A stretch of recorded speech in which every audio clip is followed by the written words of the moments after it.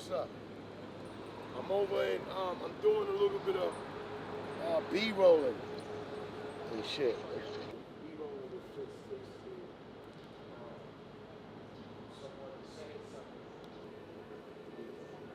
980 got a lot of history. Every building in Forest Projects have a lot of history with it. But 980 is special, you know. Matter of fact, the brother DJ Boogie, Party Savior, he out of this building. Yeah, DJ Boogs, he doing his thing right now, man. Doing his thing right now. The chosen one, DJ Boogie, the Party Savior. Sit, baby. And not only is he the Party Savior, his occupation is, to me, is well renowned, and everybody else know that. He DJs for Lil Kim, and we talking about Lil Kim, Junior Mafia, Biggie Smalls, aka Notorious B.I.G. Shout out to my man D-Rock. Yeah, this is him right here. So let's talk about education. How far did you go? I finished. I have no choice. Oh, and why you ain't have no choice? You know, my parents back then was ass whipping. When they walk down the aisle, that's the one thing my mom's and pops for me. They don't care what I did. I could have bought 65 something. But I'm not telling anybody to do that because I don't let my kids bring something. So, Right. You walk down that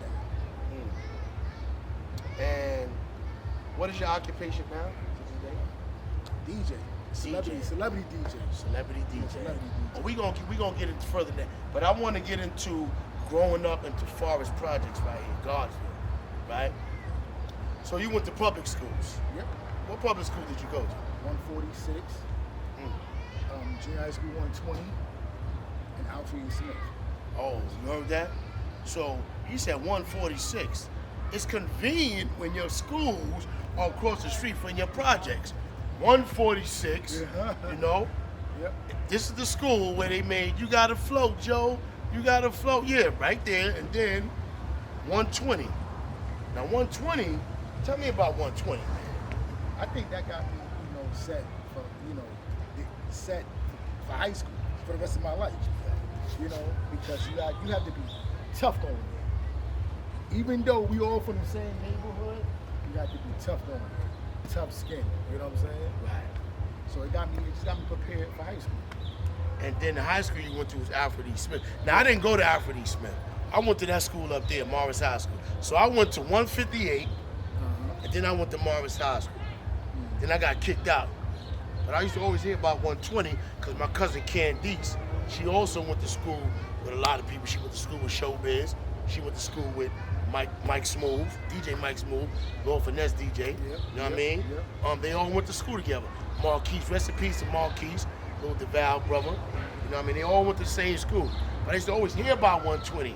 And he's right. You had to be tough. Alfred E. Smith was a tough high school I used to hear about. You want to expound on that? Yeah, it was. I went there because, back then you had to pick a trade. Yes, trade school. Yeah, so it was like, fixing cars. Like, okay, So it wasn't what I turned out to be though. I didn't like it. Right. But did what I did to get out of there. What was it like stepping out of this apartment in this building 980 after your mother and your father told you certain things? What was it like stepping out of that apartment and coming outside and being in a project that has 15 buildings?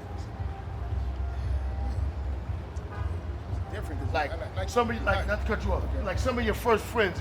Who was your friends that you befriended in this building? Oh, they're still my friends today. Noel, Patrick, Rock, my cousin. That's my blood cousin, but he passed away. That's it. But we still friends to this day. Right. But it was like I said, when I stepped outside back then. How you doing? Back then. Me too. In the late 80s and early 90s, we was having a ball. I remember we used to play Cops and Robbers, and we used to play on the mini roof right here. Right here. Yeah. 1000. Yeah. Yeah, we used to be in mini roof playing Cops and Robbers. Having especially the jams. The jams, 146. I couldn't go to 23. Okay. Why you couldn't go to 23? My parents wasn't here. Oh, you wasn't crossing the street. We was the street. Oh, but okay. I go to the jams right here, and I never went inside the park. Right. because I can't see. It just was amazing, you know, with Supreme Knowledge what they was doing, you know, even Diamond D and all the rest of them, you know, it was amazing. I couldn't see from the crowd. I stand right here, right on top of the gate. So You can see the DJ I and can see all the that. DJ, you know, it's Right, amazing. right. To me, it just was amazing how one person could control. It used to be about 300-400 people in the park. It was definitely be 300-400 people in the park. So for somebody, one guy or one person could control 300-400 people with music, just amazing. So was that your attraction to music? Yes. I used to come out here and sit and see if they're gonna come out with some speakers. Ooh. But I knew what my day was gonna be. I knew I wasn't leaving the block. So when do you know the actual date that you was birthed into hip hop? No, when you had the nick like, yo, this is what I want to do. I know you know. No, I remember my parents bought my first pair of turntables. That's it? Yeah, so that was. That's it? But I don't think that was the. Nah, that's it. All right, so. That's it. Cause you hear me? That's the motivation. That's the confidence. So I got my first pair of turntables when I was in the 8th grade. 120. And I wasn't doing nothing. Straight from school to home. Ah! Get on them turntables, huh? Yeah. Take my lunch money, I save up a little $8, go on this Southern Boulevard on Flip Side Records. Uh-huh. I'm buying records. That was me. And you was motivated and mesmerized by standing outside the gate when they used to jam, looking down and be like, yo, I gotta do that. I got a nick for that. Yeah. It's just, you know, just seeing somebody control a crowd was like, you know, And music, one thing about music, man, it's a universal soundtrack to a person's soul, man. You can put on some music and you can move. When Rakim said move the crowd, when you put music on and you can move a crowd, yo, that speaks volumes, man. You get it? Volumes? It speaks volumes, man. So my next question to you is this: when you found out that you was doing music, did you want to stop, or did you stop everything? Did you have a job? Or you was like, yo, now I'm not doing this no more. This is what I want to do. Well, later on when I finished high school, I had a job. I mean, I had a trade. I went to trade school and everything. My father owns his own plumbing company, and he put me in trade school. I'm a certified plumber to this day. Oh. Yeah. Oh, okay. I left that, because I believed that I could do what I'm doing now. Hear the key word he said? He said he believed that he was able to do what he's doing now, and he's still successful. And look, Left the job. I was making $60,000 a year while on overtime. and he still comes back to his community, and people still know him. If I was to take you over right now to the Blue Courts, and you see that huge equipment, and you can hear it from here, that's his shit. That's his shit. Real talk. I gotta get into this. I don't want to waste no time. So you know the twins from the Hill Building, Yeah. Shantae and Malik. It's my guy. Shantae live in Atlanta. So when Shantae found out that I was doing a documentary on Godsville, which is called Godsville South Bronx Story,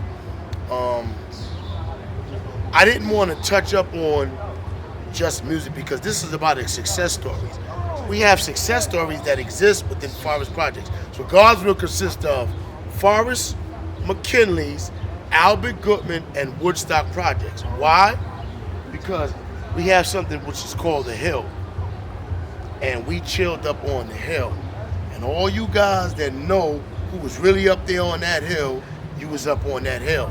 And it just wasn't Forest. The majority was Forest, but it was the other three projects that I just mentioned. So no one man is an island. I can't do this by myself. Forest couldn't have done this without everybody else. But the point I'm trying to get is, I believe there was something in the water, whereas when you look at our background, everybody that come out this project has music inclined within their DNA. Everybody. So when Shantae told me, yo, Daquan, yo, this is a brother, you know him. You know him when he was young. He lived in Larry Building. Ooh, Lati McGuire, yeah. Yeah, he DJ for Lil Kim. I was like, what? Lil Kim? Because my man is D-Rock. That's my bro for real. He gave me the number.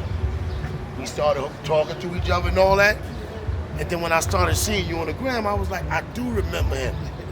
I do remember him. So I'm honored that this brother has given me this interview. But Shantae was like, yo, you got to hit him up, man. You got to hit him up. So I did this. We're here today. And he's going to tell you how he was introduced to Little Kim and so on and so forth to get that job. All right, 15 years. I've been working with 15 years now. I used to do this spot called R&B Live. It used to be every Tuesday. Now, if you're from the city, you know R&B Live at Spotlight. Lenny the Barber used to do this here. They had every record label came out every Tuesday. Big shout to DJ Self because he gave me the job because he ain't want it. DJ Self. Yes, he gave me the job because he didn't want it. And R&B Live took off. We had Jay-Z. If you watched the Making of the Band, when Diddy did the content, that was R&B Live. It was my house. So it was one night Kim came through with her old manager, Hillary.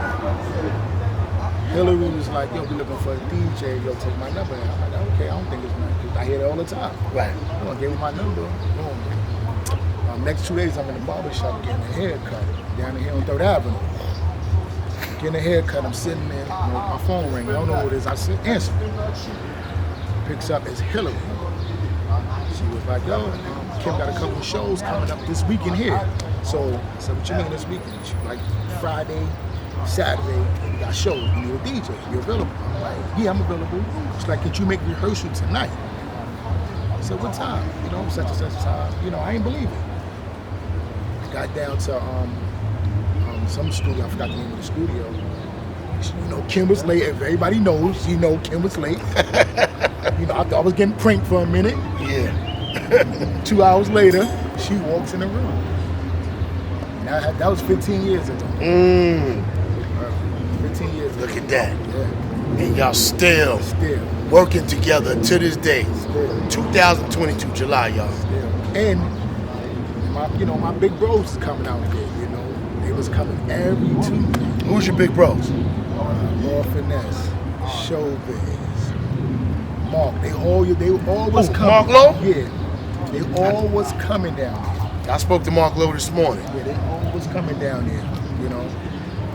And after that, one show on them seen what I was doing, one day I could say they never gave me nothing until they see what I was doing. And I could call them brothers for anything. And they was happy. And they, you know, anything. His whole studio, I ain't have to never pay for a studio. Anytime I called him, the studio was there for me. That's what Showbiz does, man. The whole DITC. But briefly, I want you to tell me your relationship with, because I want to say this. See, people give certain people flowers. I give flowers to women, and I give flowers to the deceased. But to the live men that's alive, I give cigars and champagne bottles. Because we like smoking cigars and champagne bottles.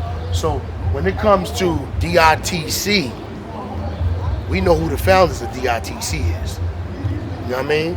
I'm always going to get, because I grew up with these guys. But look, the brother Showbiz, happy born day to him because his birthday was a couple of days ago.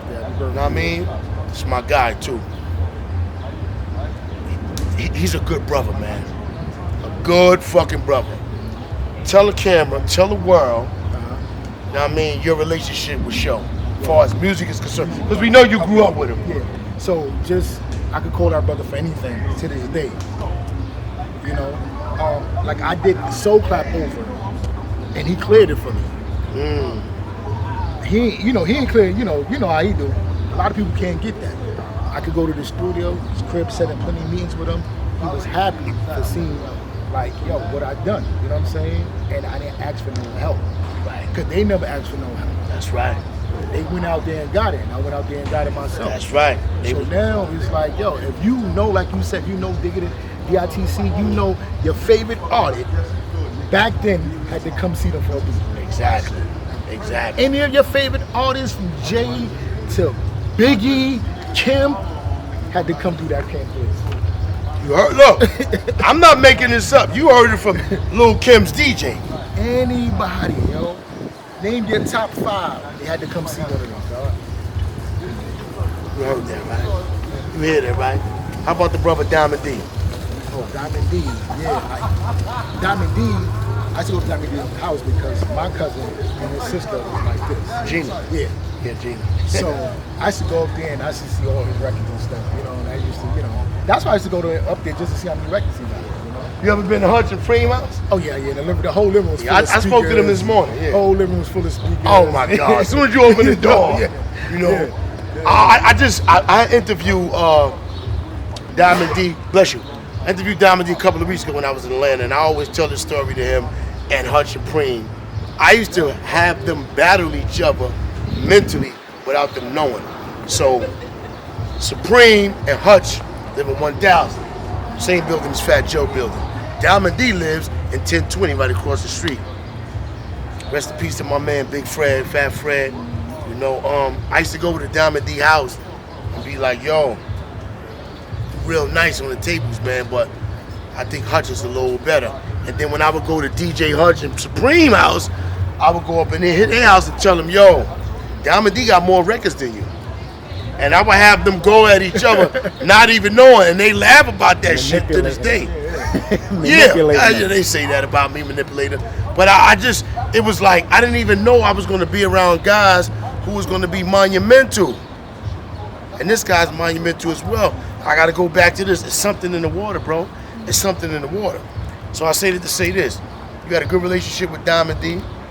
What about my boy Lord Finesse, man? Oh, Lord Finesse, that's the big bro. Like, he actually bought me, he the one that got me out of all finals to CDJs. He bought me my first pair of CDJs. He used to do a basketball tournament, 23 ball. I was the DJ for that. And he was like, yo, Boogie, we working too hard. We bringing out records every week. They came out with a CD. We just got to make CDs, and I'm going to get the CDJs for you. Like, so my first pair of CDJs. I call my brother anytime right now. And anytime I go to LA, that's where I chill. Right.